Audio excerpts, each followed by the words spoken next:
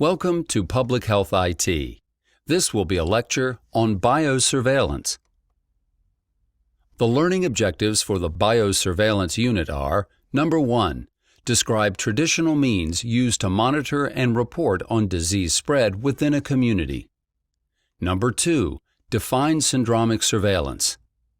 Number 3. Identify current data sources used to track disease. Number 4. Identify strengths and weaknesses of using EHRs for biosurveillance. Number 5. Describe process for monitoring, reporting, and analyzing EHR biosurveillance data. And 6. Identify how current and future findings from EHR biosurveillance improve public health operations and services. The definition of biosurveillance was recently modified by the International Society for Disease Surveillance, ISDS, as the collection and integration of timely health-related information for public health action achieved through the early detection, characterization, and situation awareness of exposures and acute human health events of public health significance. Traditionally, disease surveillance occurred through the healthcare providers manually reporting diseases and health conditions to the health department. Case definitions exist to define who is included as a case or as having the disease or health condition of interest. The Center for Disease Control provides case definitions for reportable diseases. The example on the right shows the CDC website's current case definition for Legionella. All healthcare providers are required to notify the health department of patients with reportable diseases, as well as of observed disease clusters. Manual disease reporting historically has low compliance. Manual reporting is typically a slow process, as it often relies on laboratory confirmation. However, this does not mean that traditional surveillance is not important or should eventually get replaced with technological improvements. The NYC Department of Health was first made aware of the presence of H1N1 in New York City when a school nurse reported that there were many students with influenza-like illness. Laboratory confirmations of suspected illnesses are often necessary to make a firm diagnosis. There is limited in-house testing available for some tests, such as the rapid flu tests. The test results are available within a few minutes and can be given back to the patient at the time of visit. However, many tests, especially those requiring a higher level of accuracy, must be done at a commercial laboratory. It may take several days or even weeks to get lab test results back from a commercial laboratory, which reduces the timeliness of disease reporting. Traditional reporting of diseases can be labor-intensive.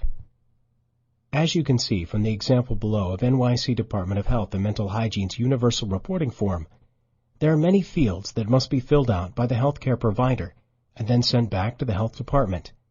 This task alone can be labor-intensive. On this slide is an example of how diseases are reported to the Department of Health.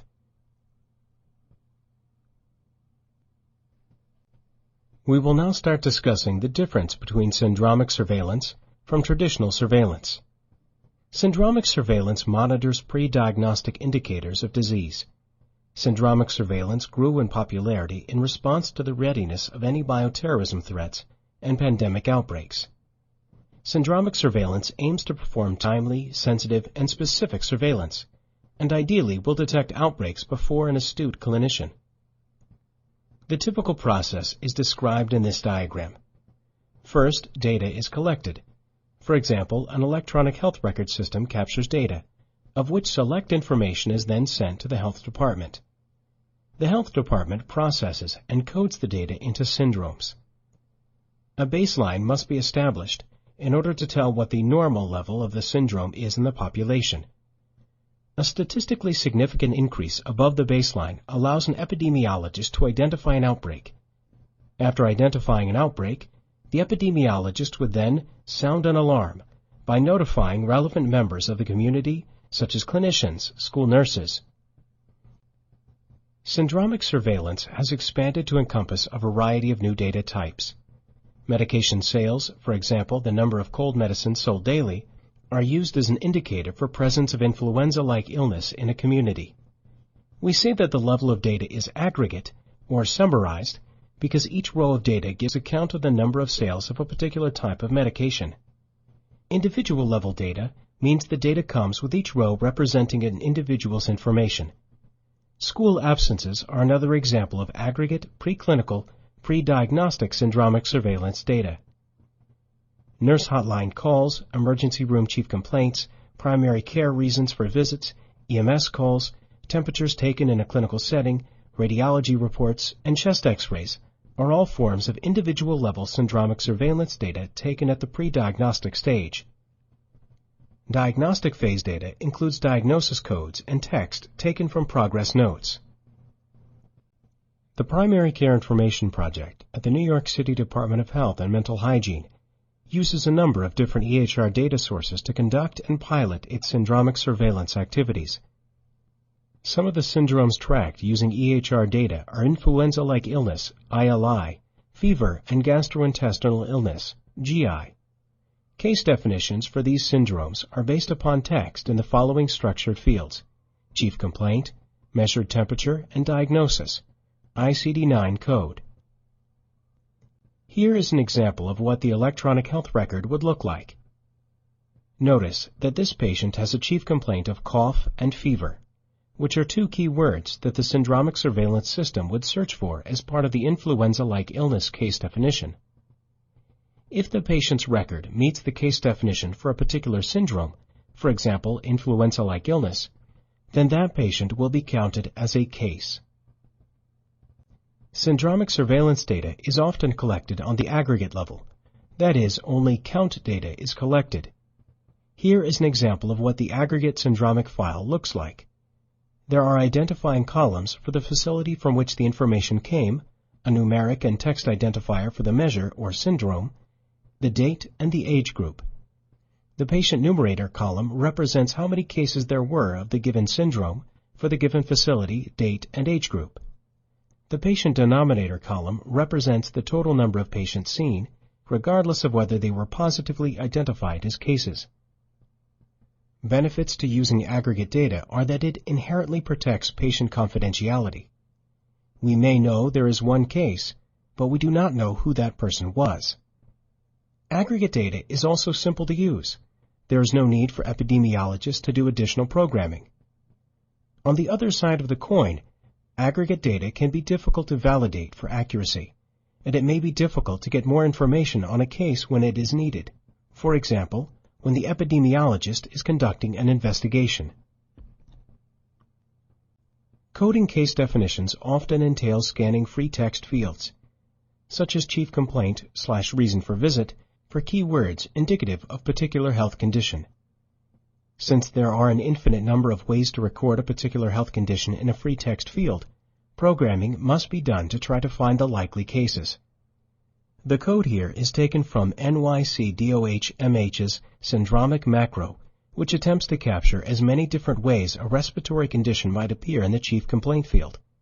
For example, it might appear as cough, shortness of breath, difficulty breathing, or URI, for upper respiratory infection.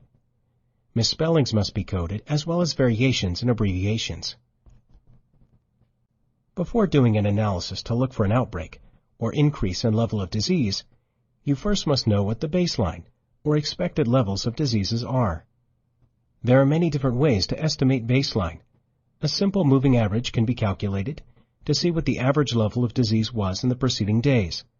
A 7-day moving average is commonly used. Regression methods may be used to adjust for things like day of week, seasons, current weather, etc. Complex time series methods, such as autoregressive models, exist that can be tailored to best detect different types of outbreaks and adjust for day-to-day correlation of observed disease levels. Long-term and short-term adjustments to the baseline are often necessary. Long-term adjustments might be for seasonal trends. For example, influenza levels are higher during the winter.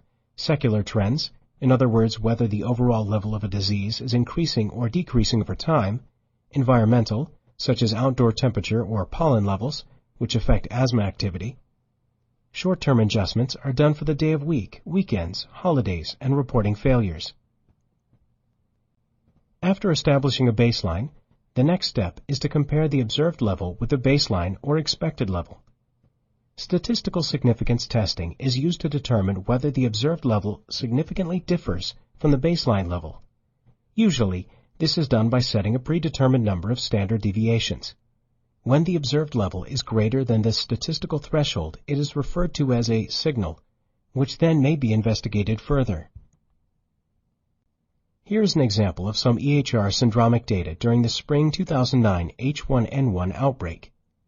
The vertical axis represents the percent of all patients meeting the case definition for influenza-like illness.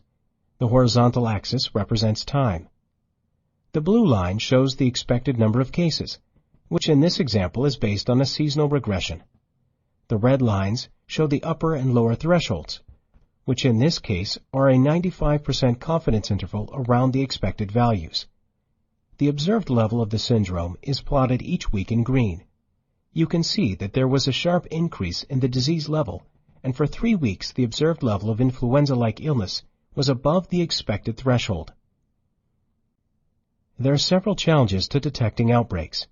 The accuracy of a surveillance system is how well it can detect outbreaks when they occur with a minimal number of false alarms. Accuracy can be measured by seeing how well a system performs during an actual outbreak, which may be too late or too rarely occurring to provide a good measure of accuracy. As an alternative, statisticians can create many simulations of outbreaks in the data and measure the accuracy of the system in detecting outbreaks that way. The type, size, and timeliness of an outbreak affect how easy it is to detect.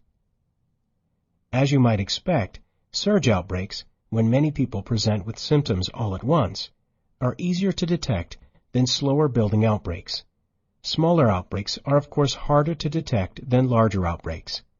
For most outbreaks, especially those that are spread by human-to-human infection, it is more difficult to detect the outbreak earlier, since fewer people are infected than later in the outbreak.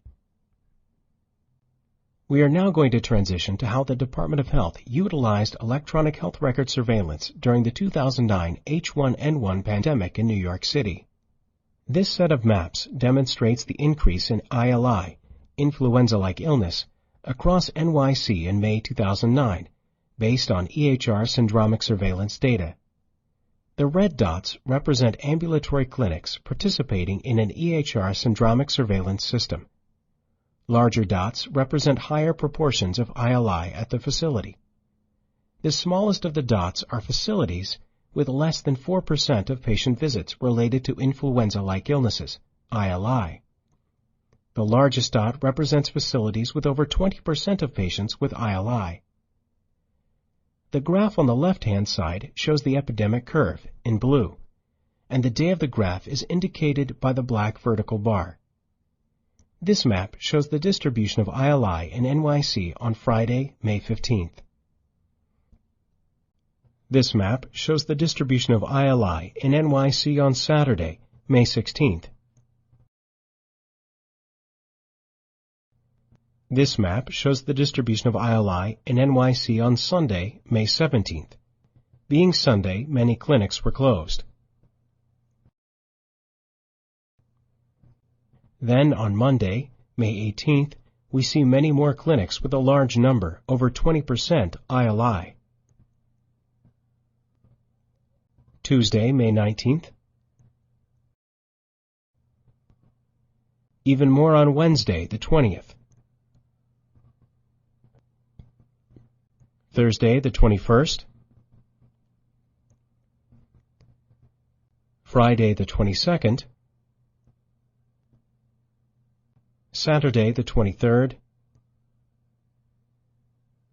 Sunday, the 24th. Not many clinics open, but almost all have a high level of ILI. Monday, the 25th. This was Memorial Day, so we see only a few clinics open. Tuesday, the 26th, again, lots of ILI all over the city. Retrospectively, a research project was conducted to compare the existing emergency department syndromic surveillance system with the newer primary care electronic health record syndromic surveillance system. The main objective was to determine where patients sought treatment during H1N1, emergency departments or primary care clinics. Specifically, to determine whether the timing of the increase in patient visits was different at emergency departments from primary care clinics during the spring 2009 H1N1 influenza outbreak across the 5 boroughs of New York City. The study sites included in the analysis were 58 primary care practices, 9 from the Institute for Family Health, IFH, and 49 practices enrolled in the NYC-DO HMH Primary Care Information Project. These were generally small practices, averaging about 30 visits a day. 50 emergency room departments were included in the analysis, averaging about 250 visits a day. Looking at the map to your right, you can see that the primary care practices and the EDs were similarly distributed across the 5 boroughs of New York City. The influenza-like illness, ILI syndrome, was used as a broad estimate of actual H1N1 cases. The case definitions for ILI were similar between the facilities, but differed slightly. At the primary care practices, ILI was defined as a fever plus a respiratory-related reason for visit or diagnosis. At the EDs, ILI was defined as a chief complaint of a fever plus either a sore throat or cough, or a chief complaint of flu. The number of days of a significant increase in ILI at EDs and primary care practices were compared using a log rank test, which takes into account the fact that not all of the facilities experienced an increase. The comparison was done on a citywide level and repeated by borough to see if there were geographic differences, since the outbreak began in the borough of Queens. The analysis was done for 2 waves of the outbreak, the first being the initial wave between April 24th and May 8th. During this time, there was a lot of media coverage of the outbreak, but health officials suspected that relatively few people were truly sick. The second wave analyzed was between May 14th and June 4th. During this phase, it seemed that many more people were truly getting sick. Here is a graph of the level of ILI at the emergency departments in red, the PCIP primary care practices in green, and the IFH primary care practices in blue. From this graph, it appears that EDs increased well above its baseline around 428, whereas IFH didn't increase above baseline until after 519, and the PCIP facilities didn't show a major increase until mid-May. In the first phase of the outbreak, 424 to 58, most EDs, 86%, experienced significant increases in ILI almost immediately, whereas the increase in ILI at ambulatory care facilities occurred in fewer sites, only 62%, and was more gradual. The median days to increase at EDs was 4 days. In other words, 50% of EDs experienced an increase in ILI within 4 days of April 24th. At the primary care practices, the median days to increase in ILI was 12 days. It wasn't until 12 days after April 24th when primary care practices experienced an increase in ILI. The log rank test was highly significant, p less than 1/100,000th, meaning that the increase in ILI experienced by the ED statistically significantly earlier than that at the primary care practices. You can see that the pattern is similar for the Bronx, Brooklyn, Manhattan, and Queens, with the EDs experiencing an increase before the primary care practices. Staten Island did not follow the same pattern, but this is at least partly because there were fewer facilities in the borough. A similar pattern emerged during the second phase. Almost all EDs, 94%, experienced significant increase in ILI almost immediately, and again the increase in ILI at ambulatory care facilities occurred in fewer sites, 86%, and was more gradual. The median days to increase at EDs was 4 days, that is, 50% of EDs experienced an increase in ILI within 4 days of May 14th. At the primary care practices, the median days to increase in ILI was 8 days. The log rank test was highly significant, p less than 1/100,000th, meaning that the increase in ILI experienced by the EDs statistically significantly earlier than that at the primary care practices. This time the pattern was similar across all 5 of the boroughs, with the EDs experiencing an increase in ILI before the primary care practices. The study found that emergency departments experienced an increase in patients with ILI before primary care providers. Primary care providers were vastly underutilized during the outbreak. As a consequence, NYCDO-HMH changed messaging to encourage visiting PCPs instead of EDs for mild illness. The field of biosurveillance has been growing alongside the expansion of electronic health records and data sharing. As part of meaningful use requirements for EHR reimbursements, providers may send syndromic surveillance data to local health departments. This will provide many more health departments with electronic health record syndromic surveillance data. Syndromic surveillance is also expanding to make use of regional health information organizations, RHIOs, and other hubs that connect an individual's health information across providers and facilities. However, an increased reliance on electronic data requires the incoming data to be accurate and of good quality. The New York City Department of Health and Mental Hygiene have used biosurveillance systems to track disease outbreaks like H1N1 using EHR datasets. Operationally, this represents a new workflow from traditional paper-based reporting requirements for health departments, requiring new analytic procedures. Meaningful use legislation now requires EHR vendors to send syndromic data as required by local health departments. Experienced by the EDs statistically significantly earlier than that at the primary care practices. This time the pattern was similar across all 5 of the boroughs, with the EDs experiencing an increase in ILI before the primary care practices. The study found that emergency departments